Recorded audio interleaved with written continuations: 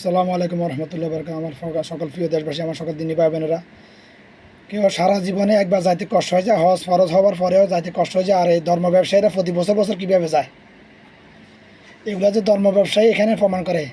হাতে হাতে আচ্ছা যায়, হাতে গেছে, হাতে এখানে গেছে মানুষের দেখা পেলে বলি না আল্লাহরে দেখা পেলে বলি, এটা জবাব দাও আমাকে।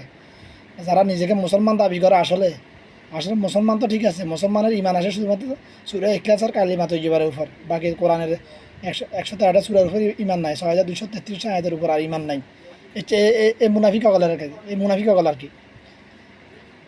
হ্যাঁ, অথচ আমার রাসূল সাল্লাল্লাহু আলাইহি ওয়াসাল্লাম সারা জীবনে একবার মাত্র হজ করেছেন সৌদি আরব থেকে। জীবনে মাত্র দুইবার হজ ওমরা করেছেন মাত্র আমার রাসূল সাল্লাল্লাহু আলাইহি ওয়াসাল্লাম। আর এই ধর্মের ব্যবসায়ীরা প্রতি বছর বছর হজ করতে যায়। হ্যাঁ, দিন কায়েম এভাবে হবে। বাংলাদেশের যে তথাকথিত যে ওয়াজ মাহফিল করে, এটা 100% বিদাত বিদাত বিদাত। এই ধর্ম ব্যবসায়ীরা এই বিদাত প্রতিষ্ঠিত করতেছে মানুষের আবেগকে কাজে লাগিয়ে, ইসলামিক আবেগকে কাজে লাগিয়ে টাকা লুট করার জন্য, টাকা কালেকশন করার জন্য। যারা ওয়াজ মাহফিল আয়োজন করে তারা টাকা কালেকশন করার জন্য আয়োজন করে। হাতে ধর্ম ব্যবসায়ী, যেটা ওয়াজ মাহফিল এই আলেম নামের জাহেল, এরও এগুলো ধর্ম ব্যবসায়ী, উভয় পক্ষ ধর্ম ব্যবসায়ী বাংলাদেশে।